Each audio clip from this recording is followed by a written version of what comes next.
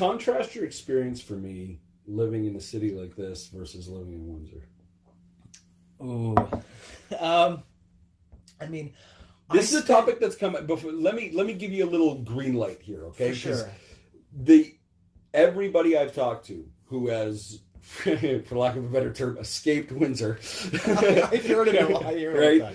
Yeah. Everybody says basically the same thing. Mm-hmm. Like they all say the same thing. Windsor is a tough town to be an artist in. Mm-hmm. So I'll give you that caveat and go ahead with what you're going to say. I mean, in comparison, like I spent my adult life in Montreal. Since I escaped Windsor at a pretty young age in my adult life. I don't know if there's that much comparison that I can really afford to give you, because I spent most of my 20s here, and I'm into my mid 30s now. So at this point, it's like I visit, but this has become home. This is absolutely home, but Windsor is always home too. Right? That's a fact. So I visit and I see all the great people I want to see, but I guess I don't know the same struggles that maybe some other people do about, hustling, being a musician, trying to book gigs, trying to get bands across the border, or trying to go across the border as well. Right. Because Detroit's right there. So I might not have the perspective, because I left at 22, 23, I think, yeah.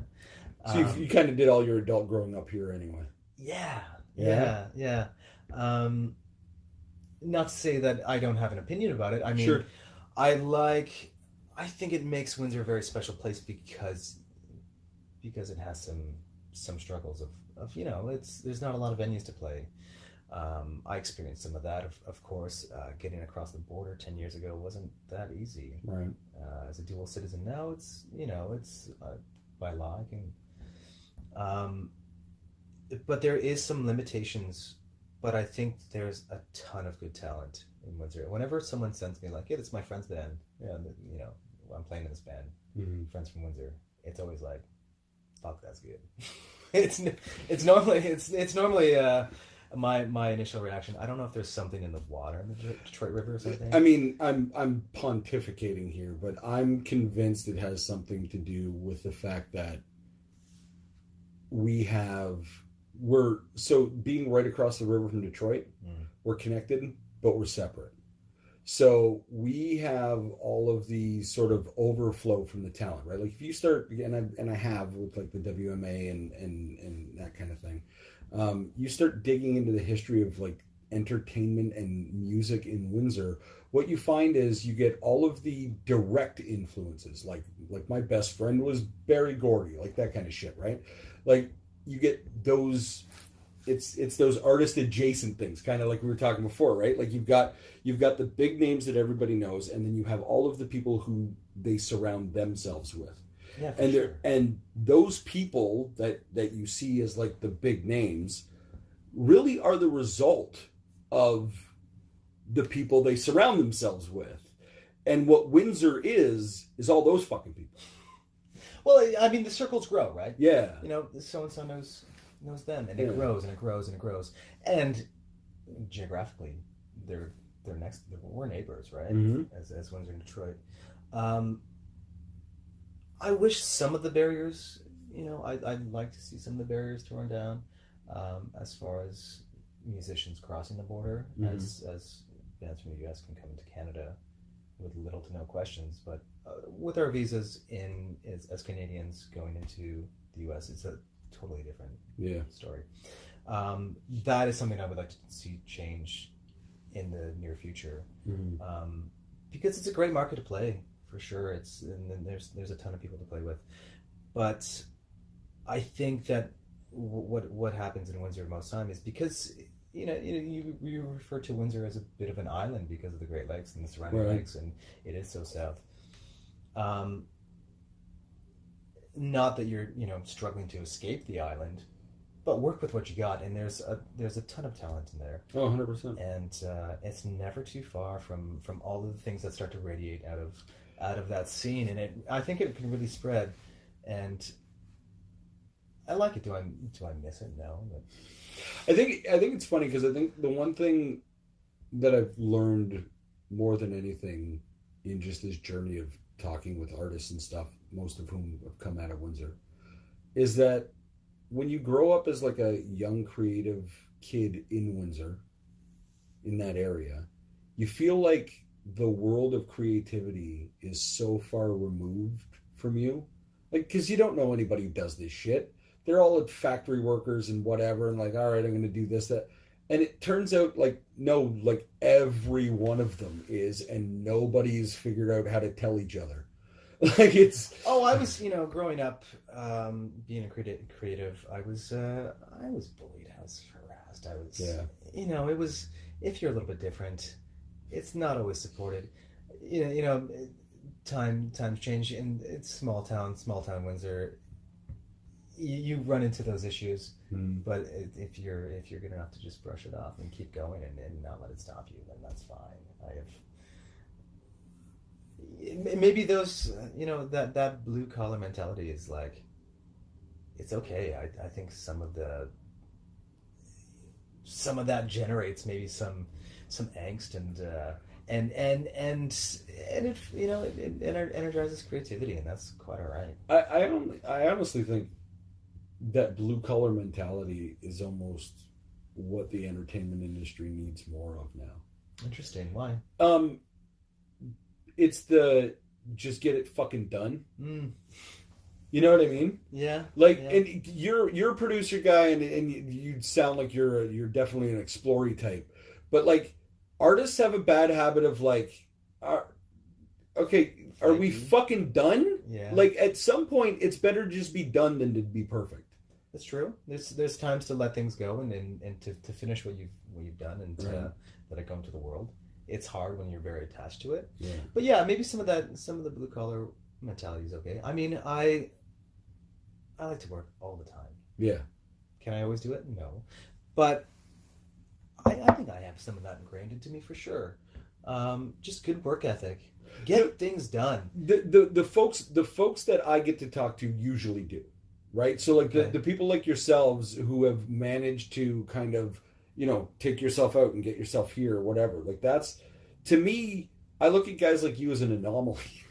Right? Because, just because of exactly what you're talking about. You go back to Windsor and you look at the talent pool there, and you can literally walk into whatever random fucking bar on a Thursday night, and there's going to be some guy or some girl up on the stage with a guitar in hand playing a song, and you're going to look at him and go, I'd pay $50 to see this in a theater, and it's happening at this pub for free.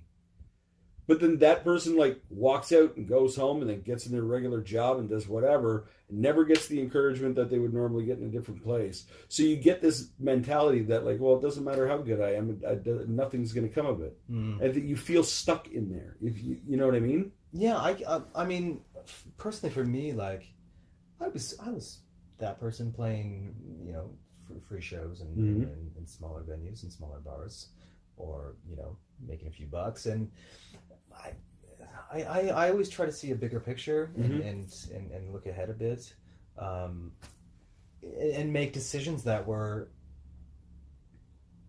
hopefully benefiting my musicianship and what I was going to do to keep perseverance through this. You said your mom was a waitress, and your dad was a mechanic. Yeah. So you didn't have factory work in your house. No, not like on the line. No. I mean, there's a mentality there, that is growing up in a house where there is a big building that is going to provide you and your family with everything you need. Yeah. Sort of teaches you to rely on the big building. But as the mechanic, you're fixing what's coming out of that factory, right? But it's different, so because he's self-employed. Because I'm guessing he was a mechanic at like, He was a mechanic either at his own or at Kevin's fucking garage. Oh, it was a home garage. Yeah. So there's entrepreneurship there.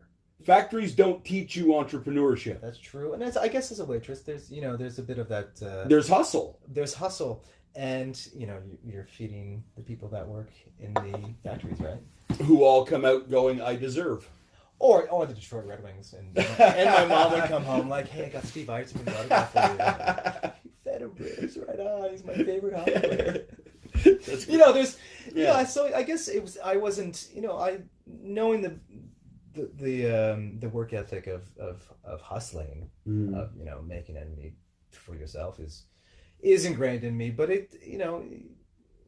friends and, family friends growing up, it was very normal that people were working transmission plant, and all that stuff. It's normal, but what I'm getting at is you came from a house that even though you grew up in Windsor, you didn't grow up in Windsor. You know what I mean? Maybe. Yeah, I guess in most scenarios, I don't. Maybe it's a little bit different. Because if you look at the majority of the households in Windsor, we were not millionaires by any means. It's not, but it's not about the amount of money. It's about the mentality about how that money comes in, right? Because you look at the majority of the people in Windsor. You've got the big three that were there for. I mean, it's different now because it's not like it was. But growing up, when you and I grew up, there was 5 Ford plants, 2 GM plants, 2 Chrysler plants. Those were just the big ones. And then there's all the feeder factories that work outside of that.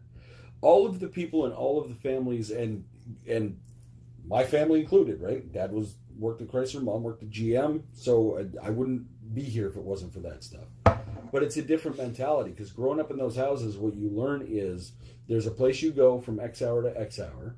They're going to give you this amount of money, and plus you're going to get benefits, and then this is how you pay for the dentist, and then this is how you pay your doctor, because it's all going to come from this building, this box. So go to the box and go earn your life. So when the plug is pulled on that, which is every 5 years, every 8 years, yeah. Right. But that that affects the factory. But for the people that are hustling and working for themselves, providing a service to the people that work in a factory, that it trickles down. I mean, this is definitely trickles down, but you're coming from a place where you already know how to hustle.